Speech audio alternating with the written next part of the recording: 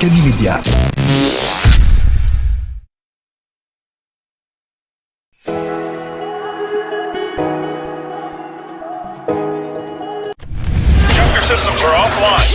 Le scanner, l'espace d'échange et de proposition qui promet la réflexion pour le développement. C'est l'interactivité au service du développement. Retrouvez la 89.5 des 9h pour de longues minutes de débat avec Abdallah Kamara et son équipe. Avec le scanner, sans les...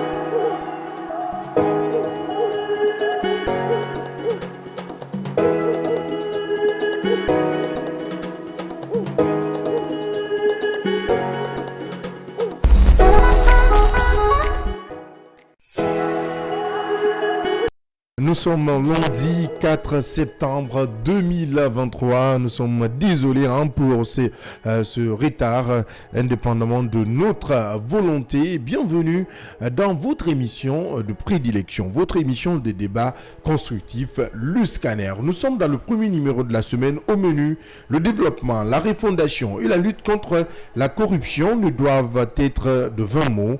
Pas que des mots, mais des actes concrets que doivent impulser les cadres au sommet de l'État.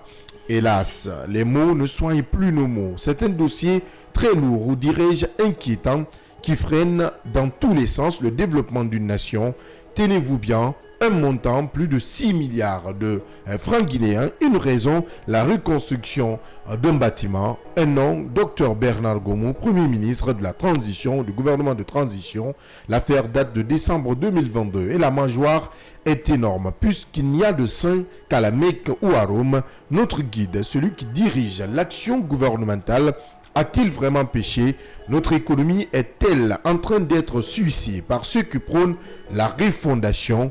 Pauvre Guinée, pauvre nation, il faut le dire, mais au nom de quelle refondation? Un Premier ministre peut-il s'attribuer le luxe de décaisser plus de 6 milliards de nos francs pour reconstruire sa résidence, même si l'ordre venait du haut sommet? Cette question, permettez-moi de dire Marie Mansa, oh mon Dieu, Charles White et Ali Touré ont-ils perdu leur stylo pour ordonner l'ouverture du dossier, ou bien la mangeoire est trop grande? À la primature, on rejette déjà l'accusation et banalise l'affaire. Peut-on parler d'un jeu d'apparence, d'une main de fer dans un gant de velours? Ne vous perdez pas, chers auditeurs et téléspectateurs. Tout à l'heure, nous vous plongeons dans ce dossier très abracadabrant, j'y arrive. Et puis l'association des magistrats de Guinée passe à la vitesse supérieure. Après l'appel à la suspension des activités des magistrats sur l'ensemble du territoire national, Mohamed Diawara et ses pairs enfoncent le clou. Ils veulent aller plus loin en organisant un sitting pour faire respecter, disent-ils, leurs droits. Cette épreuve de force des magistrats qui perdure depuis plusieurs semaines maintenant risque d'affecter considérablement le fonctionnement de l'appareil judiciaire guinéen, car la plupart des cours et tribunaux sont déserts malgré la menace du ministre Charles White. Si l'AMG reste ouverte à toute négociation, elle prévoit également une marche le 12 septembre prochain pour exiger le respect de l'indépendance de la justice et la dignité des magistrats. Elle partira du ministère de la Justice au siège du Conseil supérieur de la magistrature. Des menaces qui n'influencent pas la décision du garde des Sceaux, Alphonse Charles White, parle de sabotage. Il promet d'ailleurs de prendre la décision qui s'impose. Question: à quand la fin de ce bras de fer? Aménagé et inauguré il y a quelques mois seulement, les ronds-points de la ville de Conakry sont dans un sale état. La plupart se trouvent en état de dégradation suite à des accidents récurrents. Pour éviter de se retrouver à la case départ, le président de la transition, colonel Mamadi Doumbouya, lors du conseil des ministres de ce jeudi, a donné des instructions urgentes pour rectifier le tir à partir de cette semaine qui démarre, des travaux au niveau de ces ronds-points s'effectueront pour redonner l'image tant souhaitée. Mais à quel coût? Nous posons le débat dans cette émission, le scanner. Et dans la dernière partie de cette émission, nous aborderons les questions liées à la situation des droits de l'homme et à la promotion de la démocratie en Afrique, particulièrement en République de Guinée. Selon le rapport 2022 d'Amnesty International, les droits à la liberté d'expression, d'association et de réunion pacifique ont été bafoués en Guinée. Des membres de la société civile qui avaient critiqué la période de transition politique ont été arbitrairement arrêtés et placés en détention. Plusieurs personnes tuées par des membres des forces de défense et de sécurité alors qu'elles participaient à des manifestations, entre autres. Une année après, que peut-on dire? Mohamed Chérif, président du Forum des jeunes africains pour la promotion de l'Union africaine, est notre invité de ce lundi. Il répondra à nos différentes questions. Merci une fois encore de nous retrouver sur Kavi FM, la 89.9, la 89.5 qui arrive en bande FM. Vous nous regardez sur Kavi TV, sur Kavi Media, sur siaminfo.com. Merci de votre fidélité. On lance le débat juste après cette transition.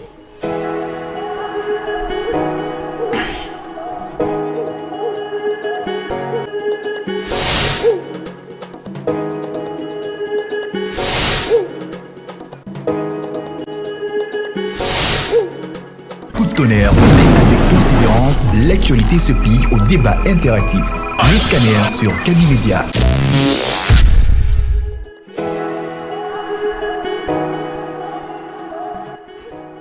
Et c'est parti pour 1 heure et quelques de débat dans ce studio. Il m'accompagne aujourd'hui. C'est un jour un peu spécial, puisqu'Akila vient en rouge, très spécial. Akila Ali Badara, bonjour. Très spécial pour tous les auditeurs qui nous pratiquent à l'instant T.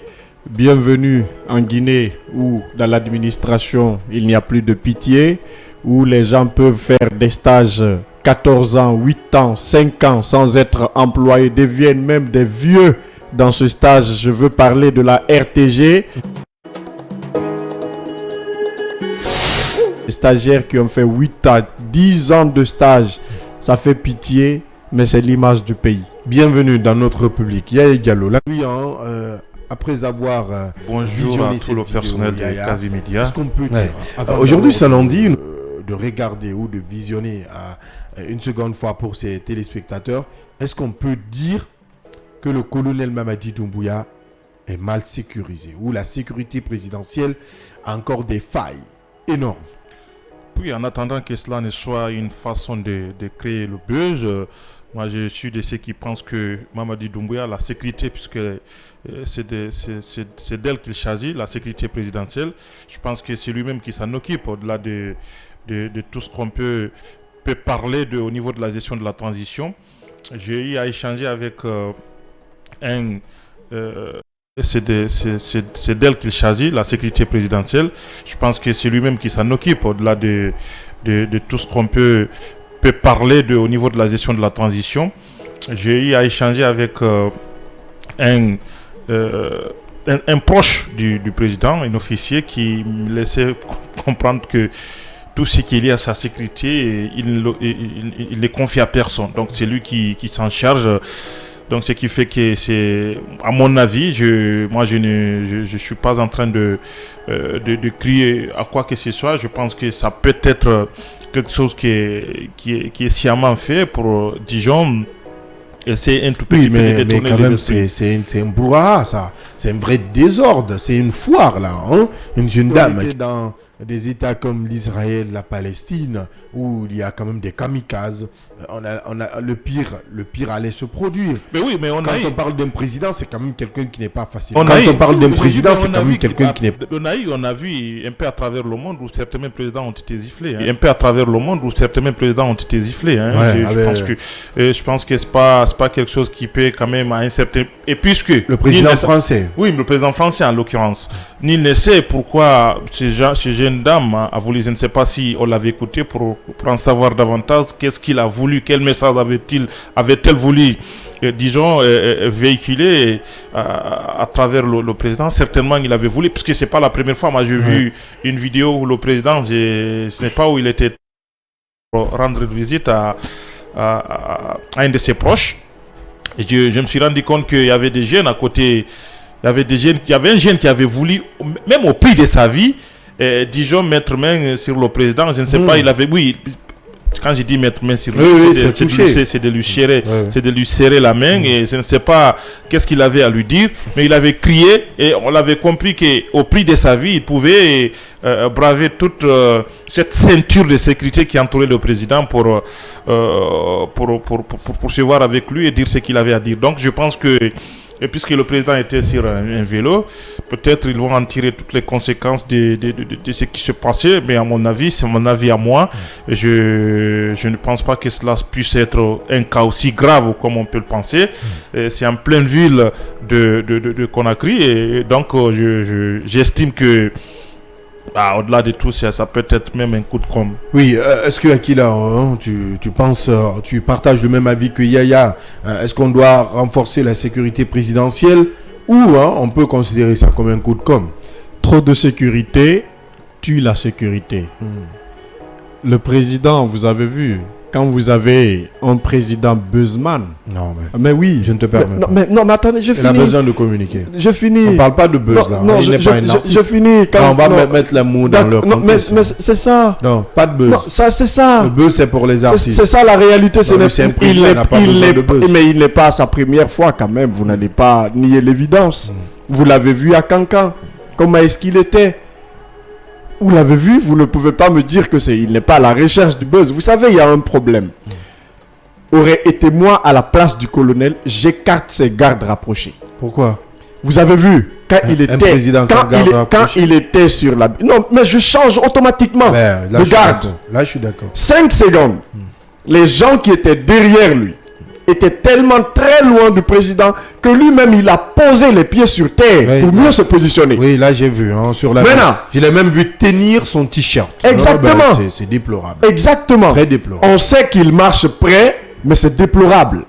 À sa place, je vais écarter ces gardes rapprochés parce que c'est des gens qui ne peuvent pas assurer ma sécurité. Bien. Si cette jeune dame avait une intention de faire du mal, une mauvaise intention, une mauvaise intention de faire du mal au colonel, mais elle l'aurait fait. Parce que le président n'avait pas d'équilibré. Les gars qui étaient là étaient déséquilibrés aussi sur leur bicyclette. Je crois bien qu'il doit revoir sa façon de communiquer. En tout cas, si c'est ça la bonne communication du colonel, il s'expose encore de plus. Il doit revoir cela. Je sais bien qu'il ne peut le faire qu'à Kaloum. Mais il doit revoir sa façon de faire les choses. Parce que là, on parle d'un président de la République. C'est pas dans tous les cas, on doit chercher le buzz. Bien. Donc c'est très important. Oui, sans transition, parlons de ce premier sujet de ce lundi. C'est ce dossier abracadabra. Yaya Diallo, hier on a quand même reçu cette lettre signée du Premier ministre Bernard Gomou. Ça a été tout un des tollés, ça fait des tollés sur les réseaux sociaux, les différents sites, nos médias les médias en ont parlé en général.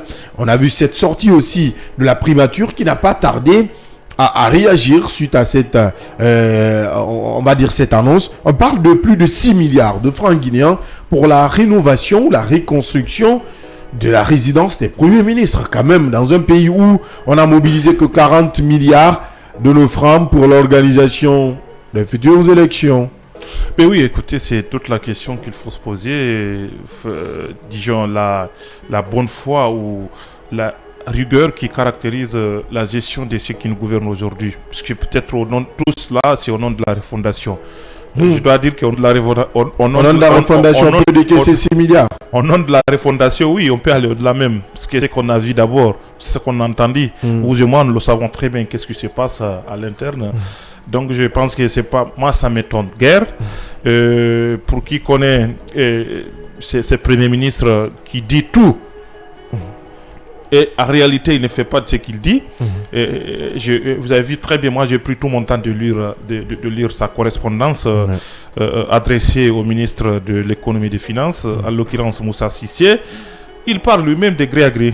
Oui, c'est un marché de gré à gré. Même s'il évoque l'article 38 ou 39 du code de marché public, il évoque, et puis voilà, et peut-être il ne pensait même pas que cela allait se retrouver, puisqu'il pensait qu'il était nouvellement venu, il pensait que ça allait se passer entre ministres, donc ils vont se couvrir entre eux là-bas. Ouais. Mais ce qu'il faut dire, c'est que c'est ahérissant, c'est quand même, c'est quelque chose quand même qui, à mon avis, moi, ça dépasse mon entendement. Un Premier ministre, pour juste rénover sa résidence, on ne parle même pas de surfacturation là. On ne parle pas de surfacturation. Parce que même si c'était pour l'achat d'une villa, on ne peut pas aller au-delà de 5 milliards de nos francs en République de Guinée ici. Ouais. Donc on parle de rénovation. Donc j'estime que c'est important et c'est bien parce qu'on est en train de voir clair au-delà de ce qu'on nous dit, au-delà de ces expressions fumeuses qu'on est en train de nous distiller ici et là à travers de la société. On s'en rend compte. Refondation, lutte contre la corruption. On s'en rend compte qu'à l'évidence... tout ce qu'on est en train de chanter, c'est des slogans qui n'ont rien à voir avec la réalité. Sinon, ça mange, ça vole là-dedans. Et c'est un cas illustratif pour le cas de ce Premier ministre qui, jusqu'à présent, à mon avis, ne sait même pas. Il ne s'en rend pas compte qu'il est le Premier ministre. Hein. Il n'est pas convaincu qu'il est le Premier ministre. Mais c'est ce que je suis en train de vous dire. Il n'est pas trop convaincu qu'il est le ministre. Mais oui, mais jusqu'à présent, il n'est pas trop convaincu. Il n'est pas convaincu qu'il est le Premier ministre. Donc, c'est lui le chef du gouvernement. Quoi qu'on peut dire de la réalité de la composition de ce gouvernement et de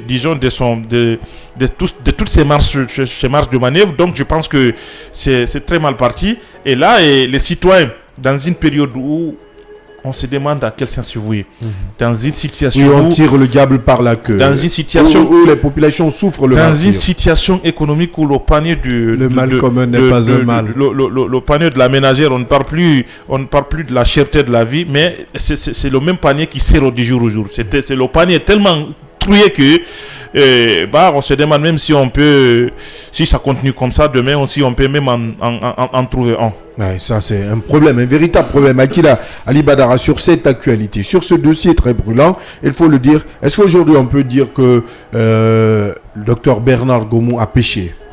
Est-ce qu'on peut le dire? Il a bien fait. Akila? Oui. Je ne reconnais pas ce matin. Bernard Gomou a parle du même Akila là? Bernard Gomou a bien fait. Quand vous vous livrez au coutou-coutou, vous mettez de l'avant ce qu'on appelle lancement illicite. Vous prenez tout ce qui est comme le CNRD. On parlait de la société navale. Après une rénovation au temps d'Alpha Condé, 14 milliards encore a été débloqué pour la même rénovation. On a parlé d'un directeur d'une régie qui avait pris 40 milliards de francs guinéens. Ça n'a pas été... Les gens n'ont pas crié là-dessus. On a parlé presque d'une haute personnalité du CNRD, qui aussi de ce côté s'est offert une villa luxueuse à coût de millions d'euros, qui est même en train de se construire ce qu'on appelle un centre commercial. Aujourd'hui, Bernard Gomou prend 7 milliards de francs guinéens. 6 milliards de francs guinéens, pardon. Les gens se mettent à crier là-dessus. C'est l'État. L'État lui-même s'est livré à la surabondance. Les gens sont en train de babeler avec nos esprits. C'est bien de bavarder avec nous. C'est important. Bernard Gomou a bien fait. Si les autres n'ont pas été poursuivis, parce que d'abord, la tête même, les gens nous... C'est ce que tu appelles la refondation? Non, mais c'est une refondation. On est en train de nous refonder d'une autre manière. Mais c'est le peuple. Parce que nous avons un problème dans ce pays. Le plus grand problème de ce pays, c'est le peuple de Guinée. Ces gens qui sont en train de s'enrichir illicitement, nous sommes encore les premiers à dire, mais lui, il devient boss. On est en train de sucer nos ressources. Les célibataires de la galère, aujourd'hui, qui se sont mariés avec la richesse, continuent de bouffer notre argent. Le problème, c'est nous, c'est le peuple de Guinée. Ils vont bouffer notre argent, on va dire qu'ils deviennent riches. La première tête, c'est offert une maison en Côte d'Ivoire. Ça se vérifie. Pourquoi quand c'est Bernard Gomou, les gens vont commencer à crier? Mais il a bien fait. Est-ce que tu as bien lu le document? J'ai lu le document. C'est une instruction quand même. J'ai fait lecture. C'est grave. Je vais dire à c'est pas grave. À la réalisation de nos vous allez dire, honnêtement... Vous allez dire que c'est grave, c'est catastrophique. peut-être que je suis incompris dans ce studio. Ah ouais, je comprends. Voilà, je le dis encore une fois. Ce que Bernard Gomou a fait, il est venu trouver un autre système. Et ce système-là, là où Alpha a laissé, c'est le même système qui est en train de continuer. Donc le système a absorbé l'idée de la refondation. Mais c'est ça. C'est que la refondation même s'est volatilisée. Maintenant, on fait le coutou-coutou avec la Banque centrale. C'est lui qui est prêt. Mais ce n'est pas une première. Bernard Gomou, c'est la même chose. La société dans laquelle il travaillait aujourd'hui est devenue la meilleure société avec cette transition. Maintenant, pourquoi il faut pleurnicher? Nous sommes victimes de nous-mêmes. Le seul bilan qu'on apprécie, c'est le fait d'éjecter Alpha Condé, le mettre de côté. Mais sinon, on sait réellement que les gens qui nous gouvernent sont aussi ces mêmes personnes qui sont en train de bouffer nos ressources. Bien. La galère continue chez nous. Le peuple va s'asseoir encore demain. Bernard Gomou de passage. Ils vont demain, Bernard Gomou est riche ou bien tel ministre est riche. Vous ne savez même pas qu'ils sont en train de bouffer l'argent que vous avez mis dans vos caisses. Bon sang de bonjour, c'est la même continuité. Aucun système n'a changé. Plutôt, c'est les hommes qui ont changé de tête. Bon, bienvenue dans notre pauvre nation, pauvre Guinée, hein, qui s'est le sucer. Hein, et sans aucune défense. Hein. Il y a certaines sources qui nous apprennent que c'est Mohamed Biavougui qui avait quand même démarré ce projet et Bernard Gomou est venu terminer. Hein. Cette mangeoire était tellement grande qu'Ali Touré et Alphonse Charles White ont perdu leur stylo. Ouais, ils vont perdre leur stylo. Vous savez comment ce gouvernement est en train de fonctionner. C'est-à-dire que c'est quand on soulève un dossier qui concerne nos opposants, on y va avec la célérité qui ne dit pas son nom. On tape sur tous les doigts, on instruit ici et là, on culpabilise même sans pour autant que, disons, le prévenu ne soit entendu. Oui. Mais quand on viole même la présomption d'innocence. Effectivement, Oui. et quand c'est un principe élémentaire et on viole, on marche là-dessus. Et quand il s'agit un de leurs, eh bien, écoutez, on minimise parce que nul ne sait comment ça se passe. Peut-être ils vont se le partager, ils s'arrangent d'entrer là-bas. Donc, d'où le déploiement des mesures dans la gestion de certains dossiers. Donc, pour illustrer un peu ce qui se passe, pour dire que c'est une corruption à ciel ouvert, cette affaire scabreuse qui concerne la primature, vous voyez très bien qu'avec toute la prudence du ministre de Finances et le ministre de l'Économie et des Finances, il avait demandé poliment au Premier ministre de soumettre à l'avis préalable de la structure en charge du contrôle des marchés publics le projet de contrat et son projet, disons, et son projet verbal, son procès verbal, j'y viens, de négociations et tous les documents y afférents. Ça veut dire que lui-même, il en doutait, mais puisque c'est de l'administration, il voulait avoir toutes les preuves possibles. Et c'est en cela qu'il avait demandé au Premier ministre de fournir tout cela. Et à partir de là, lui, ministre de l'Économie et des Finances, il n'aura aucune responsabilité directe là-dedans parce qu'il a eu tous les dossiers y afférents. Donc, c'est la question qu'on se pose. Est-ce que tous ces dossiers exigés par le ministre de l'Économie et des Finances ont été fournis par le Premier ministre? Gros point d'interrogation si tel n'est pas le cas. Et si le décaissement est effectif, ça sous-entend tout simplement que le Premier ministre n'est pas seul, mais c'est un réseau d'affairistes qui ont, disons, cette fois-ci décidé en connivence avec certains cadres tapis dans l'ombre de nous chicher encore davantage. Et je pense que c'est ce qui continue. Ce n'est qu'un premier pas. On verra très bien que dans les jours à venir, puisqu'il y a beaucoup de dossiers en suspense, on verra très bien comment ça se passe. Mais la véritable question, et c'est la grosse question qu'il faut se poser, est-ce que, puisque ça a été demandé par le ministre en charge de l'économie et des finances, au PM, est-ce que tout cela a été fourni? Je crois que quand on aura cette question, on pourra être complet dans tout ce que nous sommes en train d'analyser ici. Là. Oui, évidemment, c'est très très important. Oui, Akila, pour finir sur cette affaire, ce dossier, est-ce qu'aujourd'hui, une communication de Bernard Gomou est-elle nécessaire? Mais qu'est-ce qu'il va dire quand ils ont accusé les autres avec tous les dossiers, qu'est-ce qu'ils ont dit? Ils n'ont rien dit. Pourquoi pousser Bernard Gomou à prendre la parole pour quelque chose qui est d'ailleurs connu de tous?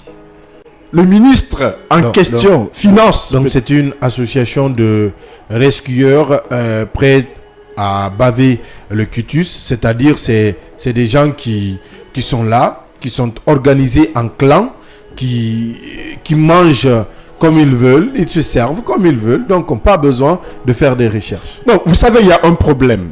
C'est pourquoi quand je veux parler de cette situation, je pense un peu aux anciens ministres du régime d'Alpha Condé. Ouais. Vous savez, ces ministres actuels, ces ministres du colonel Mamadi Doumbouya ont une stratégie. Quand ils veulent bouffer de l'argent, ils font l'éloge, les louanges du colonel, comme si de rien n'était. Le colonel, tellement qu'il s'est bunkérisé, ne prend plus la parole. C'est comme s'il était pris en otage. Si vous voyez, souvent j'ai du mal à comprendre l'interprétation des gens quand ils disent que non, le colonel s'est fait entourer par des mauvaises personnes. Non, le colonel lui-même, il est à l'image de son entourage. Tout président est à l'image de son entourage. Sinon, il pouvait mettre fin à ce bavardage dans l'administration. Mais Ali Touré de la CRIEF, on sait, il ne pourra rien faire. Il est prêt à taper sa poitrine, à faire sortir ses ailes face aux anciens ministres d'Alpha Condé, ses griffes face aux anciens ministres d'Alpha Condé, tellement qu'il est acre contre ces personnes, on sent même de la haine viscérale. Sinon, avec ce comportement-là, de Bernard Gomou, d'ailleurs des autres ministres, on pouvait réagir. Parce que n'oubliez pas le cas de Bergano. Il y a un autre cas, n'oubliez pas au ministère même de la Culture. N'oubliez pas les autres départements. C'est pourquoi ces gens, au début, ont refusé de nous faire la part des choses. Ils ont refusé de déclarer leurs biens. Parce qu'on savait que derrière, c'est le coutou qui allait prendre son temps plein. Et aujourd'hui, nous sommes là-dedans. Je vous dis une chose encore une fois de plus, c'est le système qui est là. Le système qui est là, c'est très difficile à changer ce système. Le colonel appartenait à cet ancien système, n'oubliez pas. Ouais. Aujourd'hui, il est aussi dans ce système. Ces ministres qui sont venus, on dit hier les autres ont mangé de l'argent, ils se sont engouffrés avec cela. Nous qui sommes venus, nous devons aussi remplir nos poches. Que ça ne vous étonne pas, pardon, qu'on vous dise demain, les gens qui ont gouverné avec le CNRD sont non poursuivables. Parce que même le ministre Charles White, aujourd'hui, personne n'est blanc comme neige dans ce gouvernement. Ali Touré aura du pain sur la planche. Il ne pourra pas réagir parce qu'il a son quota là-dedans. Les seules personnes aujourd'hui qui sont victimes de cette roublardise, c'est bien sûr les anciens ministres du régime d'Alpha Condé. Je me demande même pourquoi est-ce qu'il faut poursuivre les Kassory, parce qu'on est en train de combattre la corruption alors que les corrupteurs sont visibles encore avec ce même régime. Dieu est déjà parti loin de ce pays. C'est la galère qui est en train de nous chouchouter. Ouais, mon cœur saigne, en quelques secondes. Ouais, on va terminer en quelques secondes. Dieu, à qui la Dieu existe, c'est nous peut-être qui l'avons fouillé. C'est nous qui l'avons fouillé peut-être dans ce pays-là, puisque on n'est plus en adéquation avec notre propre conscience. Et je pense que en ce qui concerne, puisque vous faites un parallèle entre ce qui se passe aujourd'hui, toutes ces affaires scabreuses qui accablent un bon nombre de ministres dans ce gouvernement de la transition, et je pense que c'est ce qui justifie un peu les refus dès au début de déclarer leurs biens. Ça sous-entendait tout simplement que c'était la mauvaise gouvernance, la corruption et tout son cortège de malheur qui s'annonçait dans le cadre de la gouvernance de cette transition. Pour des gens qui veulent bien faire les choses, je pense que c'était la moindre des choses qu'ils pouvaient faire pour le peuple de Guinée. Pour dire, voilà, nous sommes venus pour faire ceci ou cela, voilà nos biens, et lorsqu'ils quitteront, voilà ce que nous avons. Donc, je pense que c'était la moindre chose qu'on pouvait faire. Mais puisque cela n'est pas fait, et je pense que au-delà de dire que nous sommes très mal barrés, et je pense que nous sommes encore une fois dans une situation qui ne dit pas son nom. Je n'ai pas de poudre magique avec moi, mais on peut dire Hakuna Matata. Allez, nous sommes en Guinée, bienvenue dans notre chère patrie. En attendant d'y voir clair, nous passons à cet autre sujet. L'association des magistrats de Guinée passe à la vitesse supérieure. Entre Alphonse Charles White et l'AMG, ce n'est pas un fleuve tranquille. Vous le savez déjà. C'est un dossier qui dure environ un mois. Après la suspension de 2 magistrats, l'association ne veut pas céder face aux menaces de l'actuel garde des Sceaux, ministre de la Justice et des Droits de l'Homme. Yaya Diallo, on a vu quand même la semaine dernière cette menace brandie par l'AMG qui d'abord veut commencer par un sitting le 7 septembre prochain, puis terminé par une marche le 12 septembre si aucune négociation n'est ouverte, si Charles White ne prend pas de recul. Mais de son côté, lui qui vient de débarquer même en République de Guinée, il était à l'extérieur du pays, il faut le rappeler, il venait ce week-end même, il a déclaré qu'il va en tout cas prendre les décisions qui s'imposent. Donc aujourd'hui, c'est comme un coup de force entre les deux associations, entre les deux entités. Un, le ministre, de deux, l'association. Le ministre qui vient de cette même association parce qu'il a été à un certain moment magistrat. Nous l'avons quand même vu ici, procureur de la République. Aujourd'hui, est-ce que les choses ne font que s'empirer de ce côté? Est-ce que la justice guinéenne est dans une situation, disons, presque irremplaçable ou irréparable? Non, monsieur, il faut le dire que le venin est déjà tiré, il faut le boire, parce que, à mon avis, l'appareil judiciaire est aujourd'hui complètement détricoté, j'en viens, avec Charles, qui était un bon magistrat pour beaucoup de Guinéens, sous Alpha, mais qui est devenu un piètre ministre de la Justice sous le CNRD. Et je crois que c'est une évidence, ça se justifie. Sinon que pour cette affaire, une petite affaire, parce que c'est quelque chose quand même qui est, disons, qui est... La dame Asma Diallo, elle est forte. Ouais, je ne sais pas, honnêtement, si elle a de la chance comme moi, je vais avoir sa chance à elle. Pour une toute petite affaire, je crois qu'il y a beaucoup d'autres affaires les Kassouri, je vais dire, les Kassouri sont là, il y a beaucoup de ministres, beaucoup d'anciens ministres qui sont en prison, et je pense qu'il y a aussi une toute petite affaire aussi. Il y a tout un gouvernement à la maison centrale, du président jusqu'au chef de cabinet. Ouais. Donc j'estime que Charles est en train aujourd'hui de complètement, pour ne pas reprendre un peu les termes de l'association des magistrats, mais il est en train de complètement détruire, disons, l'appareil judiciaire. Détruire l'appareil judiciaire détruire l'appareil judiciaire parce que aujourd'hui il s'intéresse à tout. Il a son mot à dire partout, du début jusqu'à la fin, de l'instruction, disons, au jugement. C'est-à-dire que c'est un monsieur aujourd'hui qui est à la fois procureur général, qui est à la fois juge, qui est greffé quelquefois, avocat. À la fois avocat, ouais. À la fois ministre de la Justice, quelquefois même, disons, la cour, c'est lui-même qui fait office de la Cour suprême. C'est-à-dire qu'il sait, partout là où on amène les dossiers, il sait ce qui va devenir, disons. Donc je pense que il faut l'arrêter maintenant pour ne pas qu'il essaye encore une fois de mettre dans la boule au peu qui reste de la justice guinéenne. Parce que pour ce qui concerne, je crois qu'on avait débattu sur ce sujet-là, en ce qui concerne le cas d'Am Asmao Diallo, je pense que c'est une affaire qui est tellement claire que on n'a pas besoin de... Oui, quand même, j'ai...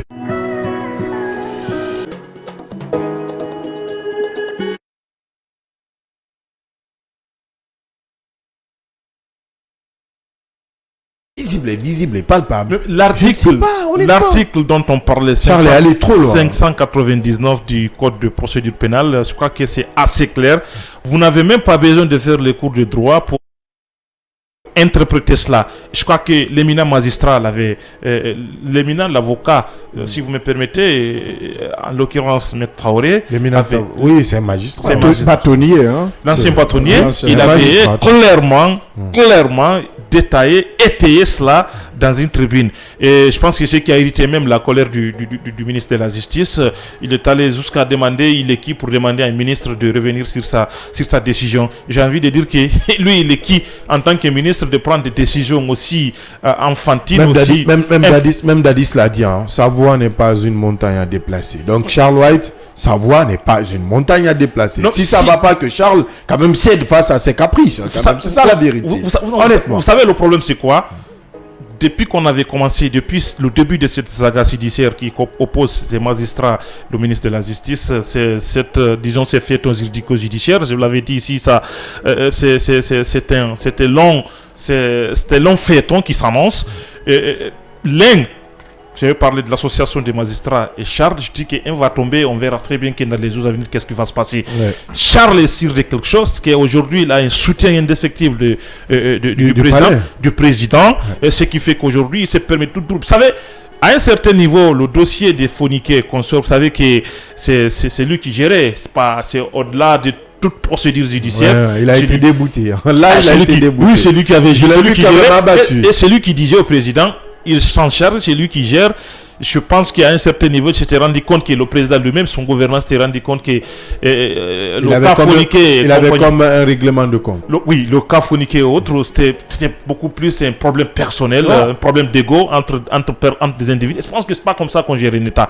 Et le colonel s'était rendu compte que s'il s'arc-boutait sur sa décision, le risque était d'assister à une instabilité politique, parce qu'à tout bout de champ, on assistait à des manifestations intempestives à travers l'axe, un peu partout à travers le pays, parce que c'est des gens qui étaient détenus sans motif, sans aucun motif. Donc je pense que pour ce cas-là, si le colonel veut très bien redonner un peu le blason à la justice guinéenne, c'est de demander à Charles d'arrêter et de prendre sa responsabilité sur lui, d'appliquer le droit, rien que le droit.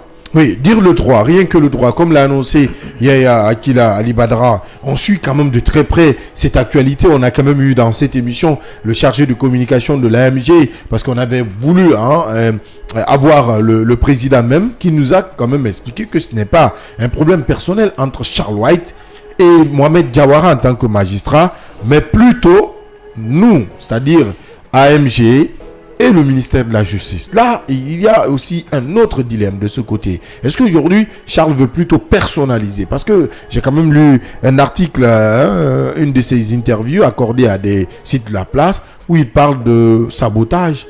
Il parle de combat sans issue. Et il qualifie même cela de bizarre. Il rejette toutes ces accusations comme si de rien n'était, et il indique même qu'il va en tout cas prendre des dispositions qui s'imposent, Ali Badara. Charles est perturbé. Je ne sais pas si c'est le poste qu'il occupe qui le rend ainsi, mais il est dans le hara à front rouge, parce que quand vous voyez la personne de Charles White, vous voyez l'âge qui l'entoure, et surtout avec le poste qu'il occupe, vous avez l'impression de voir un jeune qui est aussi dépassé de sa nomination. Sinon, je ne peux pas comprendre que jusque-là, cette crise peut perdurer. Sinon, on voulait que ça soit réglé à l'amiable, mais on voit que Charles refuse d'abdiquer parce qu'il croit dur comme fer qu'il est le cœur lito du colonel. Ouais. Voilà, parce que c'est pourquoi il est en train aujourd'hui de réagir ainsi.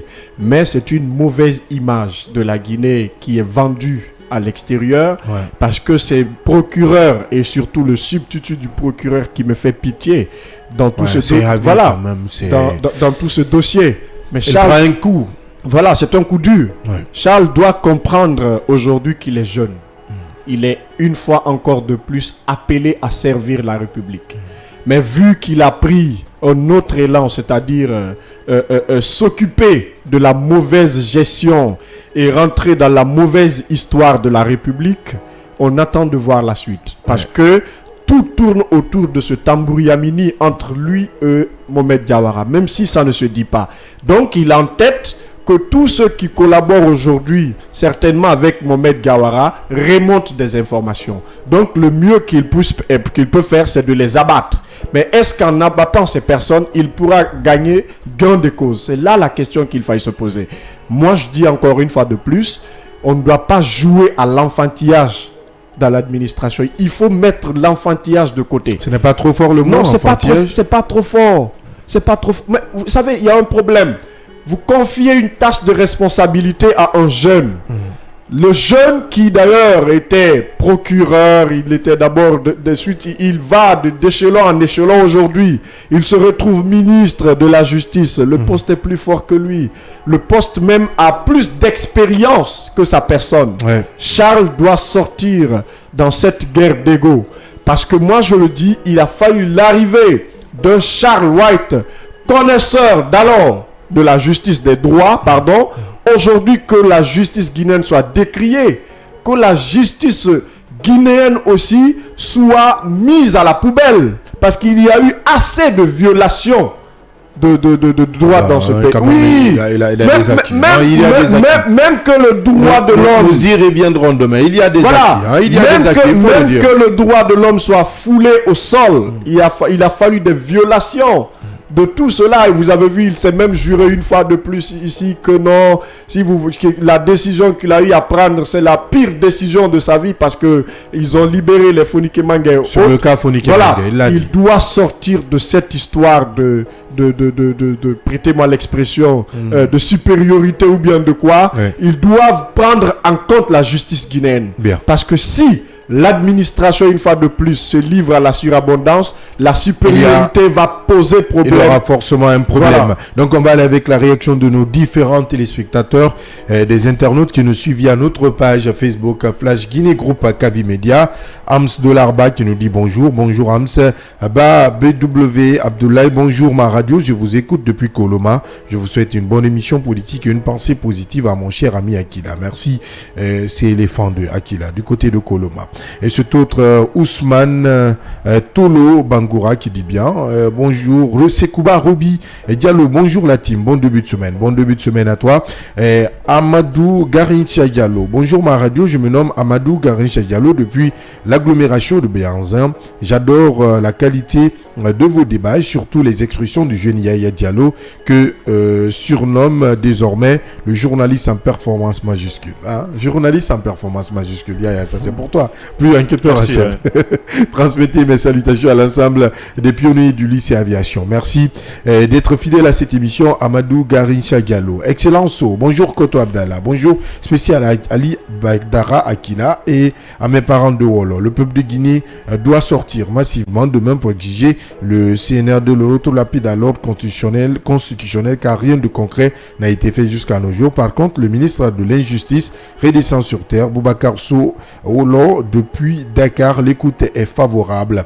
Nicolas Sakouvogui qui nous dit bonjour le trio magique, je vous souhaite un excellent début de semaine sous la protection divine. Excellent début de semaine à vous également, vous téléspectateurs qui nous suivez de partout ici à Conakry et même à l'extérieur du pays puisqu'on a nos auditeurs du côté de Dakar. Un clin d'œil à toutes ces personnes qui nous suivent du côté de Dakar. Une transition et derrière nous parlons des ronds-points de Conakry et cette décision forte prise par le président de la transition, colonel Mamadi Doumbouya.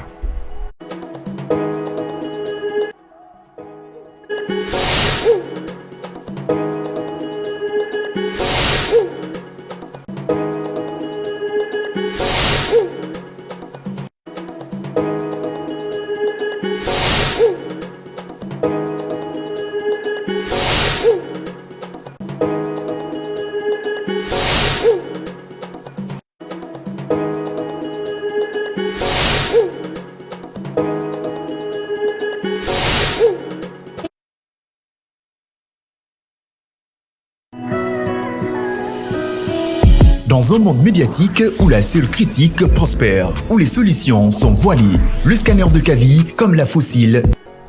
Merci de nous préférer sur la 89.5 Kavi FM. Merci de nous regarder sur nos différentes plateformes Facebook, Flash Guinée, groupe Kavi Media. Vous nous suivez sur siaminfo.com, sur Kavi Media, sur Kavi TV. Merci de votre fidélité.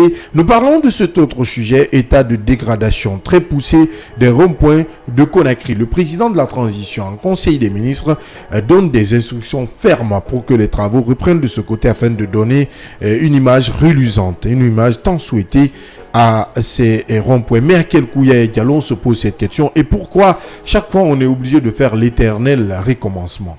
Oui, c'est parce que ça a été très mal fait et il faut le rappeler.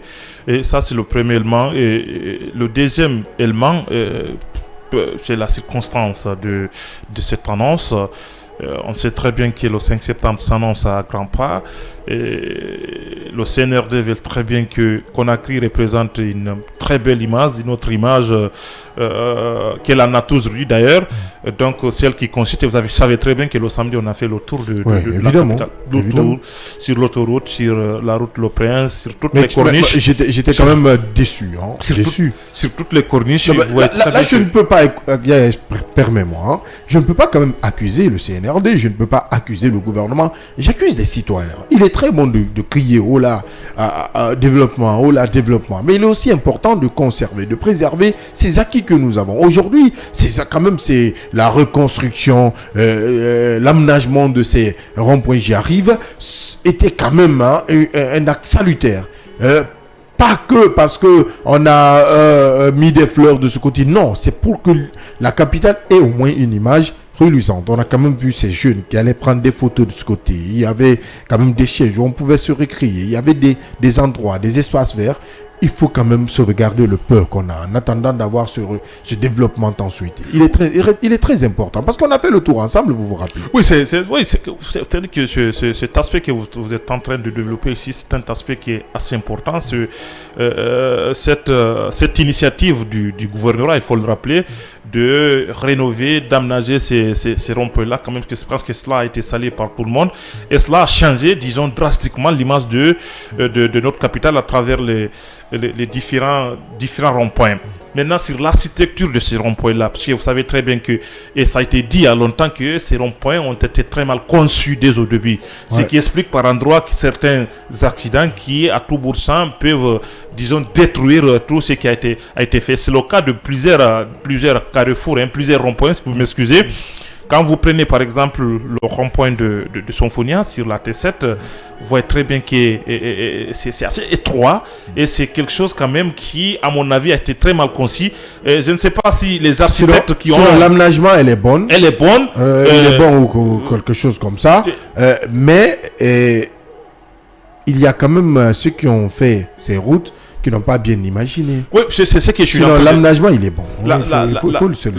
La structuration, c'est là où on a très mal fait, disons, dès au début, parce que le plan, je parle de ce plan-là, le plan a été très mal conçu que quelquefois même, il y a certains même véhicules qui montent sur le rond-point sans pourtant s'en rendre compte. Parce que on rentre dedans. Tellement que c'est très mal fait, on ne fait pas la différence entre le goudron même, et ces ronds-points-là. Ce qui fait qu'il y a tout bout de champ, quelle que soit la peinture qu'on va y mettre, quel que soit, disons, le béton, la chaîne. Tout à fait, tout ce qui s'ensuit pour essayer de garnir un peu ces ronds-points-là. À tout moment, on peut assister, disons, à ces arts d'actes qui peuvent complètement, disons, dégarnir ces ronds-points-là. Et puis pour finir, je parle de ces ronds-points de la T10, de l'autre côté, en allant vers Kagbele. Et là, je pense que c'est une véritable catastrophe parce que à tout moment, c'est-à-dire que si vous ne connaissez pas qu'il y a un rond-point au niveau de la T10, vous pouvez aller venir et tomber directement là-dedans. Ça m'est arrivé plusieurs fois, j'ai vu ça, je suis témoin de cela. À tout bout de champ, c'est des accidents, mais indescriptibles qui se font là-bas parce que c'est tellement très mal fait que c'est devenu, disons, lié accidentogène. Donc à tout moment, tous les jours qu'il est fait, ça se fait. Et je pense que ça serait mieux de revoir un peu, à défaut de reconstruire ces ronds-points, de soulever un peu de murs, comme le cas de la T5 murets, par exemple, de murets. On va essayer de mettre ces murets-là pour essayer de créer une ceinture de sécurité pour préserver, ne serait-ce que tout ce qu'on a mis comme étant... voilà. Oui, au-delà de l'incivisme de certains conducteurs, on parle du coût, parce que ce n'est pas quand même gratuit. Ces travaux ne sont pas gratuits. C'est ce qui est encore important. Aujourd'hui, on a comme une signée financière de ce côté Akila. Il faut s'inquiéter quand même. L'argent est en train de sortir à flot. Pour la toute première fois, je vais jeter des fleurs. Oui, le CNRD... Aujourd'hui, c'est bon. Aujourd'hui, c'est le 4 septembre. Exactement, je comprends. Avec tout ce travail, surtout qu'ils sont en train de faire, pour nos ronds-points environ, je trouve salutaire. Même s'il y a une saignée financière, mais si le travail est bien fait, je crois que c'est ce qui est important. Et c'est ce qui va aussi aider la population. Mais il y a un problème avec nos chauffeurs. Vous voyez, quand les panneaux sont installés partout le long de l'axe, même sur l'autoroute. Mais le problème, quand les chauffeurs sont dans une gueule de bois, ils n'arrivent plus à se contrôler. Mais c'est des mineurs même qui conduisent actuellement. Surtout ces gros porteurs. Ça, c'est l'autre inquiétude. Le ministère de la Sécurité va s'en charger. On parle aujourd'hui de ces ronds-points. Moi, je trouve le CNRD est en train de mieux faire. Il faut aller à Amdalaï pour comprendre un peu. Et les jeunes de l'Axe étaient tellement heureux de cette installation qu'ils viennent souvent prendre des photos pour prouver au monde que la Même Guinée, c'est des espaces verts. Voilà, pour prouver au monde, important. exactement, pour prouver au monde que ça avance. Mais c'est qu'il n'y a pas de suivi. Ils vont laisser ça comme ça. Personne ne va venir s'occuper de ce qui va se poser comme dégâts ou de problèmes. Il faut encore que l'État même mette la main dans la poche, pour faire un petit boulot.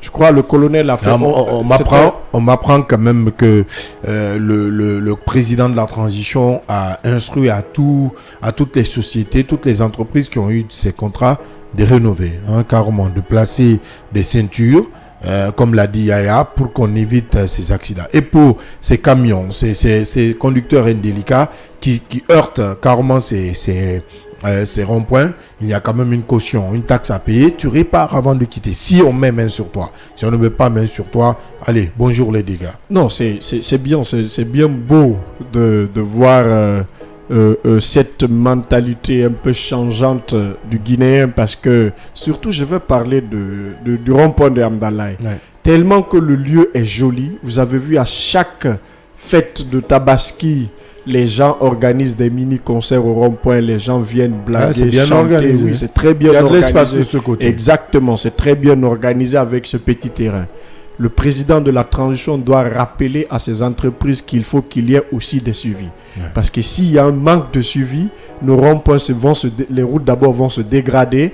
En plus, il n'y aura pas une belle prise en charge. Quand il n'y a pas de prise en charge, c'est que ça va encore une fois de plus se répercuter sur le financement. Ouais. Et à chaque fois que vous financez, le problème de la Guinée, c'est ça.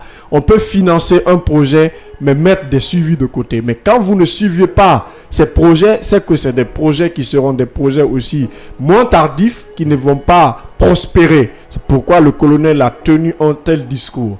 Mais ces entreprises aussi doivent revoir les cas, sinon à défaut, il faut les retirer.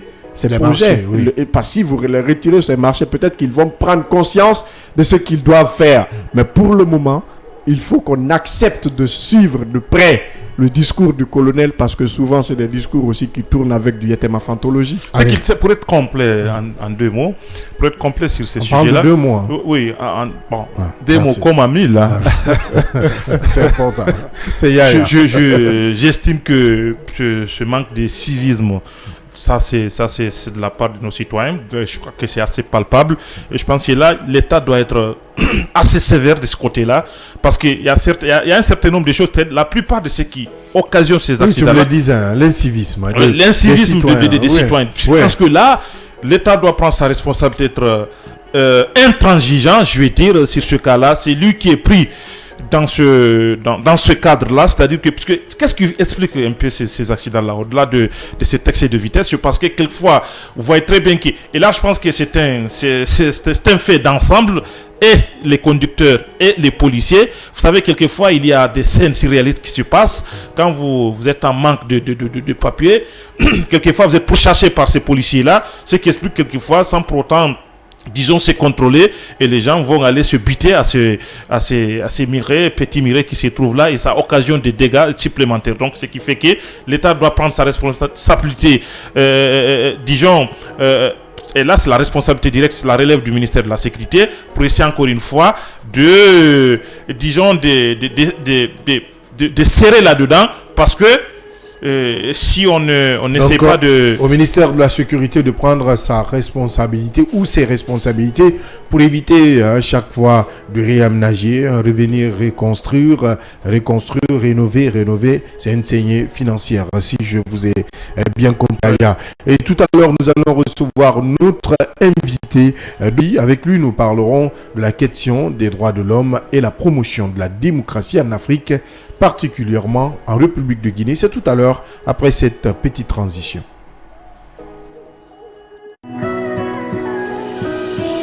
Dans un monde médiatique où la seule critique prospère, où les solutions sont voilées, le scanner de Kavi, comme la fossile du preux chevalier, écarte le rideau du nuage et laisse s'exprimer le soleil et la vérité. Le scanner, c'est l'émission du débat constructif. Le scanner sur Kavi Média. Le scanner, l'espace d'échange et de proposition qui promet la réflexion pour le développement. C'est l'interactivité au service du développement. Retrouvez la 89.5 des 9h.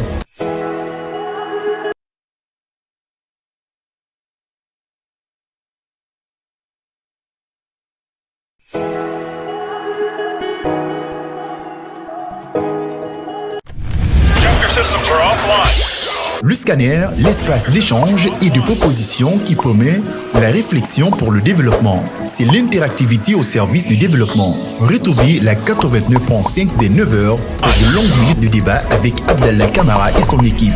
Avec le scanner, sans les coups de tonnerre, mais avec persévérance, l'actualité se plie au débat interactif.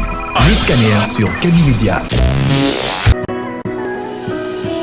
Dans un monde médiatique où la seule critique prospère, où les solutions sont voilées, le scanner de Kavi, comme la fossile du preux chevalier, écarte le rideau du nuage et laisse s'exprimer le soleil et la vérité. Le scanner, c'est l'émission du débat constructif. Le scanner sur Kavi Média.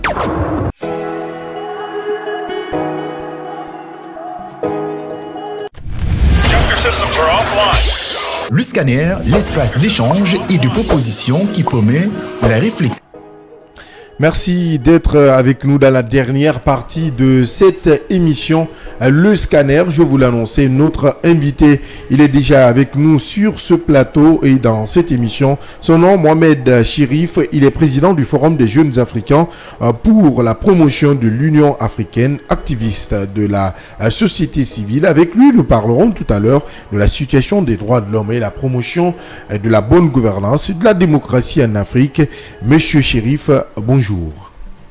Bonjour à vous et bonjour à l'ensemble. Le micro, hein, Akil, il faut l'aider avec le micro. Descends un peu. Allez, je pense que là c'est bon. Oui, monsieur Chérif, bonjour. Hein, bonjour à l'ensemble de votre équipe et à l'ensemble des auditeurs et auditrices qui nous suivent à travers votre groupe média. On parle d'abord de la démocratie. En général, on parle des droits de l'homme. Vous, en tant qu'activiste et président du Forum des jeunes africains pour la promotion de l'Union africaine, dites-nous quel est votre regard en général sur les droits de l'homme, l'évolution. Aujourd'hui, est-ce que la Guinée a marqué des points? Oui ou non, la Guinée est en train de marquer des points dans le domaine du respect des droits de l'homme?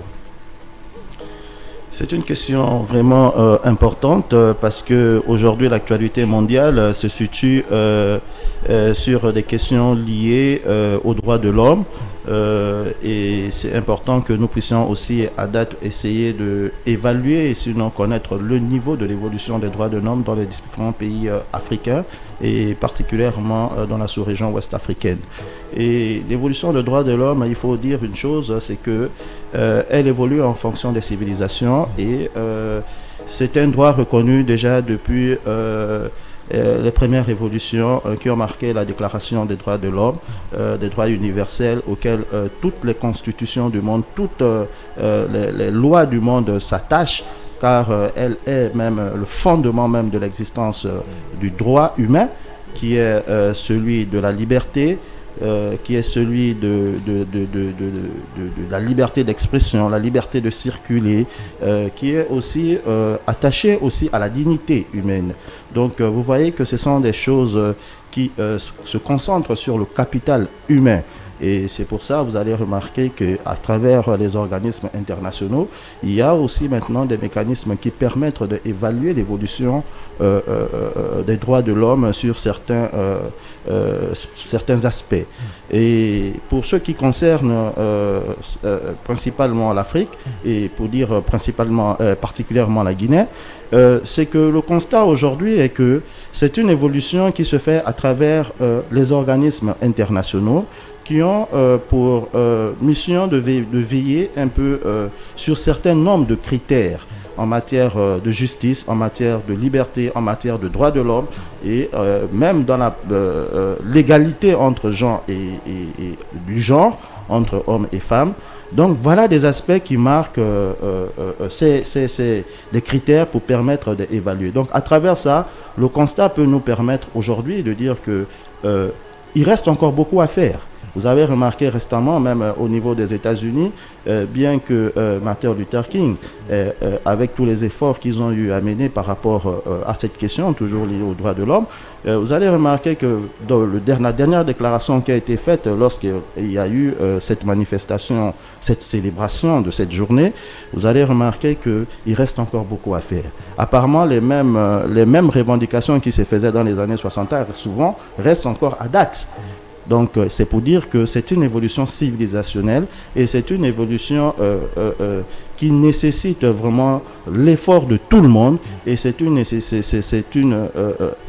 impérative même pour l'ensemble des humains de préserver ce caractère humain qui est vraiment l'élément essentiel de toute action dans ce monde, parce qu'il faut passer par des hommes pour pouvoir poser des actes. Et donc tout part d'abord de la dignité humaine, tout part d'abord de la liberté de la personne de pouvoir circuler, de la liberté d'appartenir à quelque obédience que ce soit, la liberté de religion, la liberté d'opinion, comme je l'ai dit tout à l'heure. Et voilà un peu un ensemble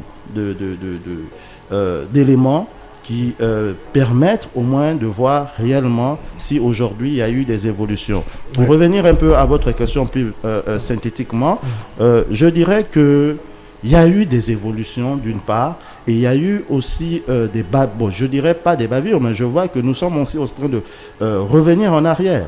Il y a puisque le rapport d'Amnesty International 2022 en fait foi. Bien sûr. Bon, vous savez, je tiens pas souvent beaucoup d'importance, sinon beaucoup d'attention particulière par rapport à certains rapports qui sont fournis par ces organisations internationales. Vous allez remarquer que il fut un moment lors des difficultés que le pays a connues, il y avait une tendance qui était un peu attachée à cette question de constitution, où les acteurs de la société civile d'un côté étaient pour, d'un côté n'étaient pas pour. Et vous avez remarqué que l'ensemble des informations qui étaient produites par des organismes internationaux provenaient des sources qui étaient spécifiquement membres du FNDC. Et cela, vous avez vu que à travers ce regard-là, tous les rapports qui ont été fournis à cette période, à ce moment donné, bien qu'il y avait des réalités, c'était vrai, il y avait beaucoup de vérité, mais il faut aussi reconnaître qu'il y avait aussi des émotions qui étaient exprimées dans ces rapports et qui n'étaient pas favorables au pays. D'où nous avons raté même le Millennium Corporation, le MCC, que vous avez remarqué, on a perdu 500 millions de dollars, tout simplement parce qu'il y a un système au niveau des Nations Unies où le Conseil économique et social, qui est l'organe principal qui permet à tous les acteurs de la société civile mondiale de se retrouver, et elles émettent des moyens à ces organismes-là pour pouvoir les apporter des rapports, pour pouvoir leur permettre d'évaluer les pays. Mais si ces rapports ne font pas foi des réalités du terrain, vous venez comprendre que cela peut amener, par exemple, au cas dont je venais tout simplement de vous citer, à une perte qui peut se répercuter sur l'ensemble de la nation, tout simplement parce que il y a eu des personnes, ou il y a eu des groupes de personnes qui ont exprimé, au-delà de la réalité des choses, qui ont exprimé aussi une partie de leur émotion. Oui, donc c'est pour dire que Amnesty International, c'est vrai, ils ont toujours fourni des rapports. Et à l'époque, vous allez remarquer que nous avons même fourni un rapport où nous avons dénoncé le comportement d'Amnesty International et Human Rights, parce que la situation à l'époque était un peu égalitaire entre la Côte d'Ivoire et la Guinée. Mais vous avez remarqué que la tendance était plus accentuée sur la Guinée que la Côte d'Ivoire. C'était pas le même mécanisme, c'était pas les mêmes façons d'apprécier l'évolution des droits humains. Et donc c'est pour dire que même ces organisations, elles doivent vraiment veiller à ce que les sources d'informations auxquelles elles font recours puissent être vraiment des sources fiables, qui puissent refléter la réalité des choses du terrain. Et donc c'est pour dire que Amnesty International, d'un moment, ils font un travail depuis belle lurette, il faut apprécier, ils sont vraiment une organisation fiable aussi, il faut le reconnaître, mais il faut revoir un peu les méthodes et la façon de faire. Alors, sur cette question, pour ne pas commencer par la première que j'avais prévu justement de poser à M. Chérif, ici présent, donc vous voulez dire que Human Rights Watch et Amnesty International, en connivence avec certaines organisations de la société civile interne, fournissent des informations erronées. Est-ce cela? Bien sûr, c'est ce que je suis en train d'avancer. Et à un moment donné, il y a eu... c'est un cas. Je ne suis pas en train d'inventer quelque chose. Je suis en train de vous revenir tout simplement sur un fait passé dont nous tous, nous avons été témoins. Nous avons tous lu les rapports de Human Rights. Nous avons eu les rapports de Amnesty International. À un moment donné, ce n'est pas pour dire qu'ils sont en connivence avec des acteurs de la société civile pour pouvoir les fournir. Non, ce n'est pas la volonté d'Amnesty International. Il faut déjà reconnaître, comme toute organisation non gouvernementale, tient sa légitimité du principe de neutralité et d'indépendance. D'impartialité surtout. Donc c'est pour dire que nous sommes différents un peu des organisations politiques qui tirent leur ficelle de par l'ambition du pouvoir. Et nous, notre ambition n'est pas le pouvoir. Notre ambition, c'est de servir la citoyenneté. Et pour cela, la seule légitimité qui peut faire en sorte que nous soyons reconnus par nos citoyens, c'est notre impartialité et notre indépendance dans l'évaluation, sinon dans la communication des faits. Et Amnesty International, tout comme Human Rights, le fait de ne pas tendre la possibilité un peu à toutes les parties pour pouvoir donner leur position à un fait, je pense que ça donne un peu, il y a peu d'impartialité. Donc je pense qu'en ce moment, il faut essayer de remettre les causes. Ce n'est pas forcément la volonté guidée d'Amnesty International. Mais donc, comme toute organisation, il y a toujours des sous-organisations avec lesquelles on puisse travailler pour nous permettre, puisqu'il faut déconcentrer les activités. D'ailleurs, c'est pour ça le Conseil économique et social des Nations Unies, qui regroupe en son sein plus de 70% des acteurs de la société civile, au-delà des États qui sont membres des Nations Unies. C'est pour donner une certaine impartialité à l'action de la société civile, pour pouvoir porter sur des résolutions, sur des solutions politiques. Donc, c'est cette même allure qui doit s'inscrire et qui doit se voir dans la faisabilité des acteurs de la société civile. Il faudrait que la société civile soit totalement dépolitisée et que la société civile soit une société civile indépendante, impartiale. Et en ce moment, je pense que nous serons au service de nos citoyens. Mais si nous n'allons pas dans ce sens, je pense qu'on essaiera de faire du suivisme politique, sinon de la sympathie politique. Oui, Akila. Voilà, nous, on va un peu sortir de la Guinée, on va parler du cas spécifique du Sénégal. Ousmane Sonko en prison, certains journalistes ont été arrêtés, d'autres même se sont fait exiler par peur de se faire arrêter. Que retenez-vous un peu de cette politique de Macky Sall, surtout côté droit humain? Bon, côté droit humain, il faut déjà retenir une chose. Nos prédécesseurs se sont battus pour les droits humains. Nos dévanciers se sont battus pour les droits humains. En aucun cas, dans un pays au monde, nous devons tolérer et accepter que les manifestations soient interdites. En réalité, ça ne devrait pas se faire parce que c'est l'un des moyens les plus efficaces.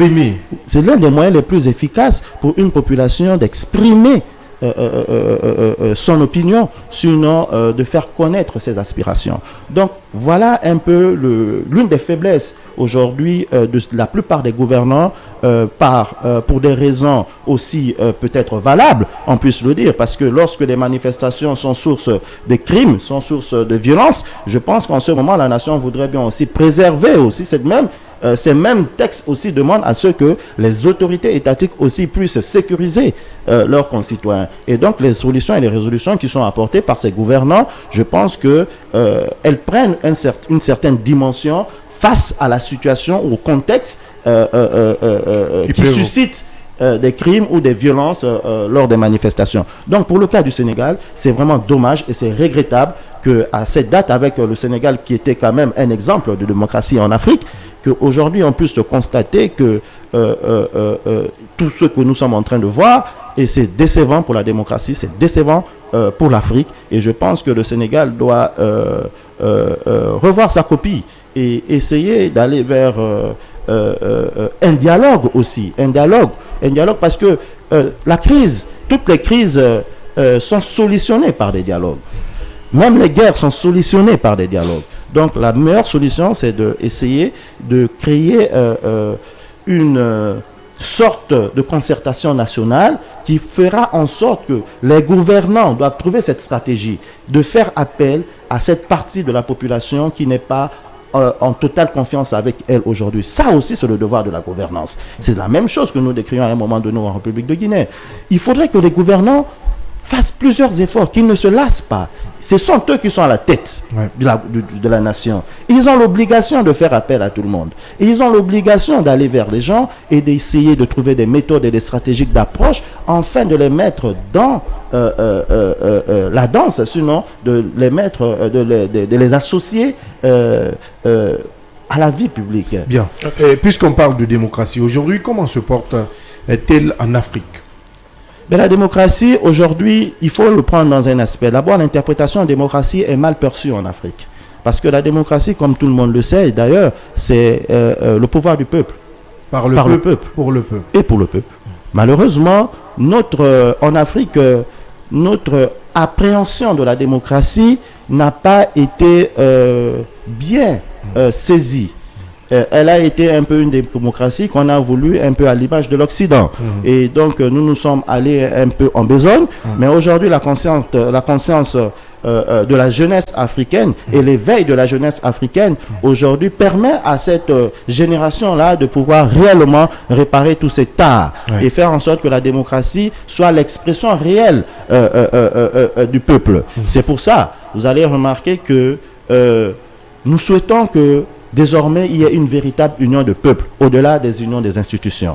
Car elles ne servent pas. Ces institutions, par moment, ce sont un peu une rencontre des chefs d'État, c'est un syndicat de chefs d'État qui puissent prendre des décisions sans consulter leur peuple. Et pourtant que nous sommes dans un régime démocratique, déjà, il y a une faille, il y a déjà une défaillance dans même le mécanisme, le processus de prise de décision des chefs d'État par rapport à certaines situations qui englobent la sous-région. Et donc voilà un peu les défaillances de la démocratie. C'est un processus aussi évolutif. Au fait, c'est pour dire que la démocratie n'est pas un dessin en soi qu'on vient en calque. Non, je pense que la démocratie, c'est tout un processus. Et on part d'un point à un autre point. Et il faut apprécier quand même qu'en matière de démocratie, il y a eu, de 90 à 2023, il y a eu beaucoup d'améliorations qui peuvent se constater, par exemple, par le multipartisme. Aujourd'hui, il n'y a plus le parti unique. Nous avons constaté aujourd'hui, il y a un peu la liberté d'expression. Aujourd'hui, les journalistes, vous êtes un peu protégés par certaines lois qui n'existaient pas par le passé. Tout ceci sont des évolutions, tant bien qu'elles peut-être minimes, mais c'est quand même des évolutions qu'il ne faut pas oublier et qu'il ne faut pas laisser à terre. Et donc, je pense que le problème de la démocratie en Afrique mérite encore que les intellectuels africains puissent réexpliquer, sinon approprier la démocratie africaine au contexte africain et n'est pas la démocratie européenne à une démocratie guinéenne. Donc, adapter les textes de loi européennes aux réalités africaines.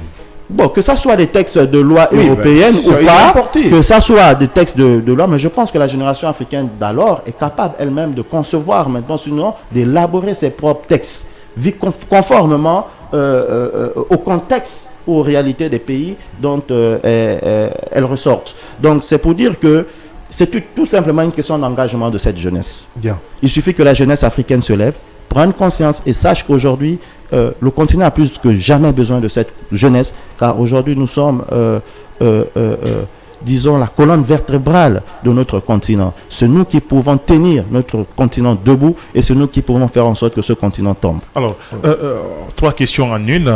La première question, c'est depuis plus de 2 ans, nous sommes dans une période transitoire en République de Guinée ici.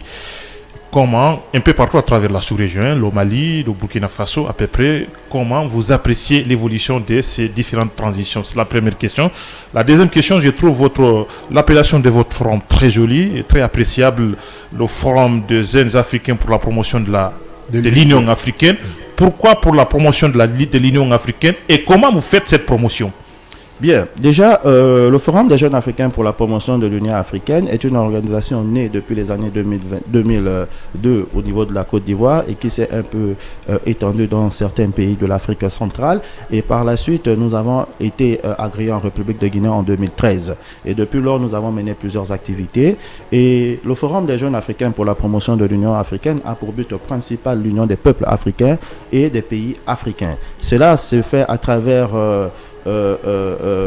pour atteindre ces objectifs, nous essayons de réaliser des projets d'aide de développement qui permettent aux pays africains d'échanger entre elles, de transférer les compétences. Au fait, on veut se servir des Africains pour pouvoir aider l'Afrique. Donc c'est à travers ce forum que nous avons jugé utile, et à travers des projets que nous élaborons, que ce soit dans les domaines de l'agriculture, dans les domaines de l'entrepreneuriat, que ce soit dans le domaine de jeunesse, que nous essayons de rapprocher les États, afin que les jeunes puissent entre eux se connaître, on puisse échanger entre eux et pourquoi même pas échanger des compétences. On souhaitera aujourd'hui que les pays africains comme le Rwanda, qui sont des modèles en matière par exemple d'assainissement, puissent venir aussi transférer leur savoir-faire en Guinée, que d'aller chercher la main-d'œuvre européenne ou américaine. Donc voilà un peu le but de notre forum. Nous avons voulu que l'Union africaine soit cette organisation-là, qui soit réellement cette organisation qui permet de rapprocher les peuples. Parce que la vérité, c'est les peuples. La démocratie se tient à travers l'engagement, sinon se traduit à travers le peuple. Donc pour cela, nous souhaitons que cette Union africaine que nous avons tant dénoncée et qui a tant souffert pour pouvoir réellement atteindre ses véritables objectifs, qu'elle puisse réellement se reformer, sinon se refondre, sinon se reconstruire sur une orientation principale que sera l'Union des peuples africains.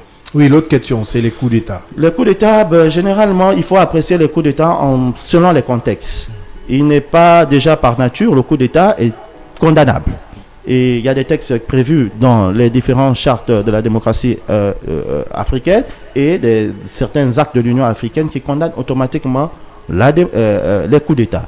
Et donc, ceci, c'est pour dire que le coup d'État, pour tout démocrate, ne peut jamais être quelque chose d'appréciable. Mais il faut aussi aller voir le contexte où se produisent ces coups d'État. Vous allez prendre le cas, je commencerai par exemple par le cas du Mali et le cas du Burkina, qui ont réellement un problème sécuritaire. Et ça, c'est une question qui est principalement, qui relève principalement des forces de l'ordre. Et vu un peu l'évolution de l'ampleur de on a constaté depuis un certain temps que le Mali et le Burkina sont en train de perdre leur territoire. Ils ont perdu plus de 30%, 40% de leur territoire. Donc la question de souveraineté s'impose.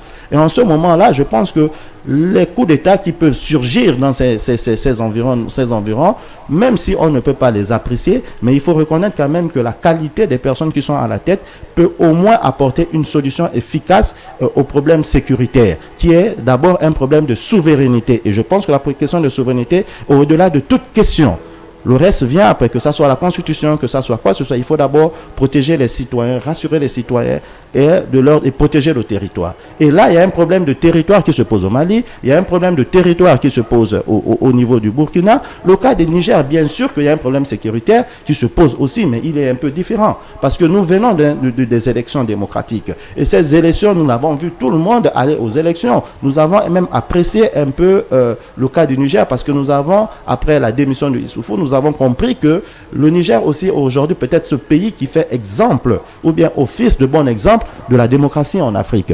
Mais malheureusement, après quelques temps, nous venons apprendre ces réalités. Et ça, c'est quand même un coup d'État qui se justifie sur 2 angles. Certains diront que c'est un coup d'État contre la France, certains diraient que c'est un coup d'État tout simplement d'ordre sécuritaire aussi, puisque tout tient des questions sécuritaires, vu l'évolution du djihadisme qui est en train de prendre force dans ces endroits et auxquels la France, qui est là-bas depuis un certain temps, n'arrive pas à apporter des solutions. Donc c'est pour dire aujourd'hui que les cas des contextes sont différents et les réalités des coups d'État dans ces pays sont différents. Mais il faut reconnaître une chose, les coups d'État ne servent pas la démocratie, ça ne servent pas les populations, car elles remettent les États en cause et elles empêchent aux États d'avoir des relations avec d'autres partenaires pour pouvoir soutenir l'économie des nations. Donc il y a beaucoup de difficultés qui rentrent en cause. Mais il ne faut pas aussi négliger, il ne faut pas aussi oublier que parfois même, ces institutions qui sont là, comme la CEDEAO, qui est cet organisme-là, qui est là pour essayer de jouer un peu la médiane, sinon l'interface, sinon l'intermédiaire, et pouvoir maintenir un peu cet équilibre au niveau de la sous-région pour que tous les dirigeants puissent respecter leur constitution, que tous les dirigeants puissent être en conformité avec les aspirations de leur peuple. Mais malheureusement, cette CEDEAO ne sait pas n'agit pas favorablement pour les populations quand il s'agit, par exemple, des coups d'État constitutionnels, lorsqu'il s'agit, par exemple, des lois qui viennent friser un peu la cohésion sociale. La CEDEAO ne se prononce pas. C'est vrai que la CEDEAO n'a pas été conçue spécialement pour régler les problèmes politiques, ce qu'il faut aussi reconnaître. La CEDEAO est elle est faite uniquement pour des aspects économiques en principe. Ouais. Donc c'est comme un peu sa la première CEAC. vocation. C'est sa première vocation. C'est comme la CEAC au niveau de l'Afrique centrale. C'est comme l'Union Maghreb arabe. C'est comme la SADC. Donc ce sont des sous-organismes de l'Union africaine auxquels l'Union africaine essaye un peu de soutenir pour pouvoir gérer les problèmes de l'Afrique. Et aujourd'hui, bien que nous décrions aujourd'hui la CEDEAO, mais je vous fais quand même une petite confidence, c'est que la CEDEAO est l'un des organismes de la sous-région les plus efficaces, ce qui est vraiment à démontrer, parce que la réussite que la CEDEAO a eu à faire au niveau africain, je pense qu'elle est enviée au niveau de l'Afrique. Aujourd'hui, la liberté de circuler, la liberté économique, aujourd'hui, un citoyen guinéen peut aller se rendre au Sénégal, peut se rendre n'importe où dans la sous-région, tout simplement avec sa carte d'identité. Ça aussi, ce sont les efforts de la CEDEAO. Oui. Malheureusement, en Afrique centrale, ce n'est pas le cas. En parlant de ces crises, surtout, vous avez parlé des coups d'État. Est-ce que d'un côté, vu cette réaction tardive de la CEDEAO quand ses présidents veulent changer de constitution pour se maintenir au pouvoir, est-ce qu'il n'y a pas un manque de confiance entre les populations africaines et la CEDEAO? C'est la première question. Maintenant, la deuxième, je vais vous revenir en Guinée. Quand vous prenez le cas, surtout le droit humain aujourd'hui dans le pays, les droits de l'homme, pardon, vous prenez les anciens ministres du régime d'Alpha Condé qui sont en prison des mois sans jugement. De quel œil vous voyez aujourd'hui ce côté? D'accord. Pour la première question, il y a une crise de confiance qui existe aujourd'hui entre les institutions qui sont la CEDEAO et les peuples africains, même pas particulièrement la Guinée.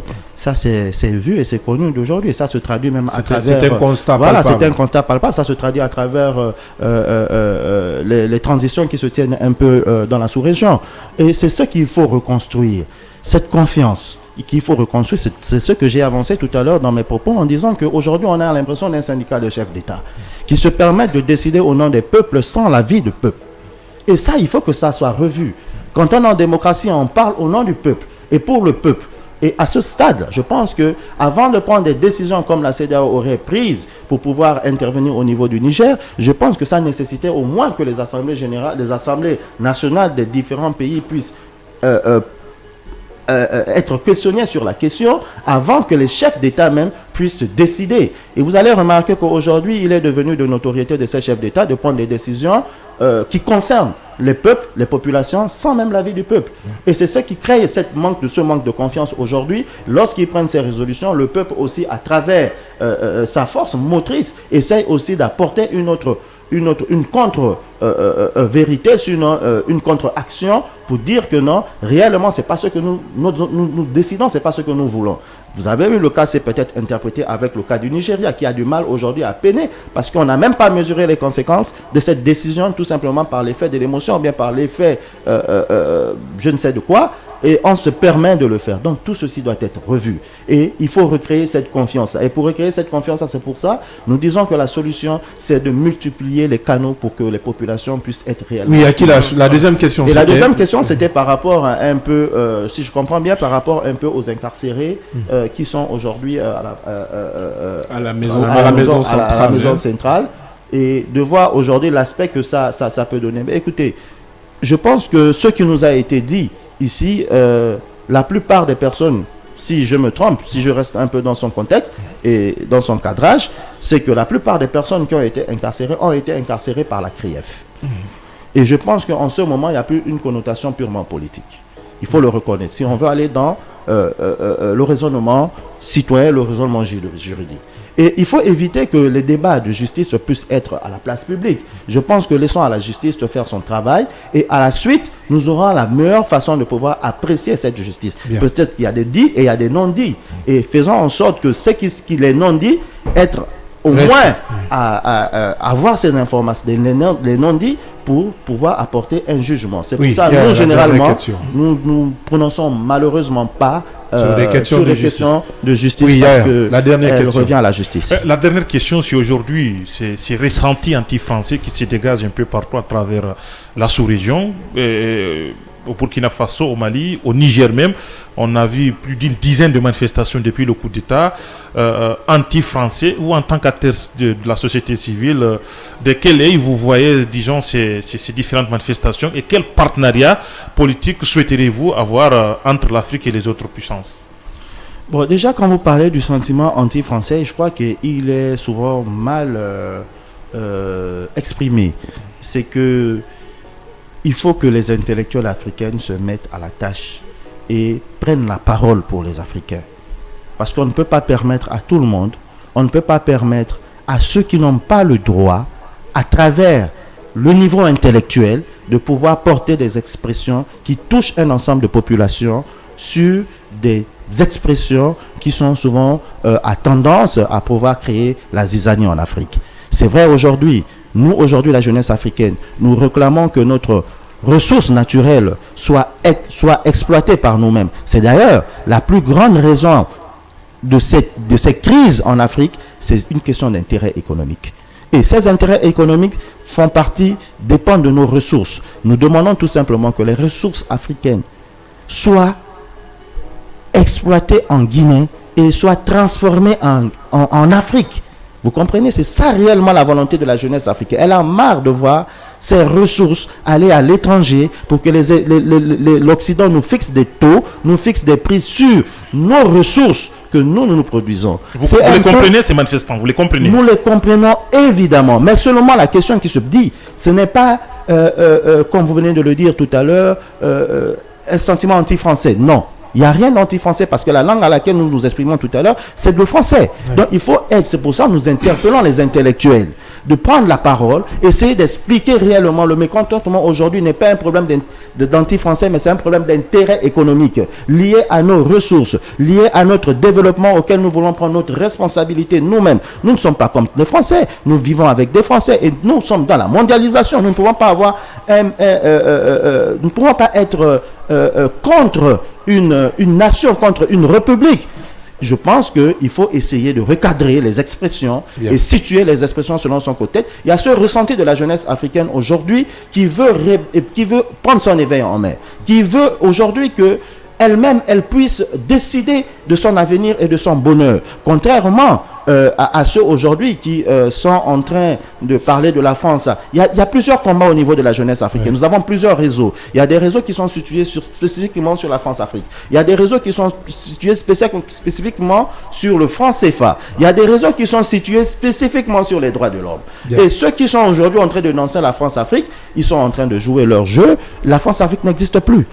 Elle n'existe plus de nos jours. Donc, il n'y a pas de sentiment anti-français. Tout simplement, ce que la jeunesse africaine demande aujourd'hui, elle veut prendre son destin en main. Elle veut que ses ressources soient transformée chez elle et qu'elle veut avoir la maîtrise de ses ressources et qu'elle puisse aussi appartenir dans les grandes instances de décision mondiale. C'est ce que la jeunesse africaine réclame à travers toutes ces différents coups d'État que vous retrouvez et que vous constatez au niveau de l'Afrique. Mohamed Chérif, président du Forum des jeunes africains pour la promotion de l'Union africaine. Monsieur Chérif, merci d'être passé dans ce studio, de répondre à nos différentes questions. Nous sommes vraiment pris par le temps. On aimerait bien prolonger ce débat, mais la radio, la télé, c'est aussi l'heure. Merci vraiment d'être passé dans cette émission. C'est moi qui vous remercie. Ali Badara Kila, merci. On l'appelle l'ambassadeur de l'Axe. Merci. On se retrouve demain. 5 septembre. 5 septembre. Yaya Diallo, l'enquêteur en chef. Merci. Merci, patron. Merci à l'équipe technique du jour. Nos pensées à Baba Koivogi qui a perdu son père, paix à l'âme de l'illustre disparu. L'équipe de la régie a été conduite par Robert Kourouma, Melika Sitaouteek, Salif Bangoura et Assanso. À la réalisation, Michel Ouamounou. La production a été assurée par Alpha Silla. À la radio, nous ont accompagné Mamadou Diallo, Mohamed Yatara et Kandé Sankon, l'homme de l'ombre, l'homme de nuit, il faut le dire, le tout chapeauté par notre directeur technique, Omar Diallo. On se reprend demain. Merci de votre fidélité. Demain, nous serons dans une édition spéciale, une émission très très spéciale, puisque demain, c'est le 5 septembre 2023, 2 ans, l'an 2 du CNRD au pouvoir. Restez en compagnie des programmes du groupe Kavi Media.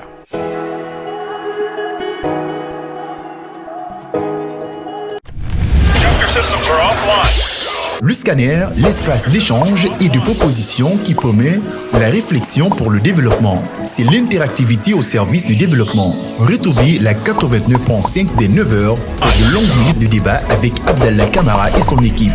Avec le scanner, sans les coups de tonnerre, mais avec persévérance, l'actualité se plie au débat interactif. Le scanner sur Kaby Média.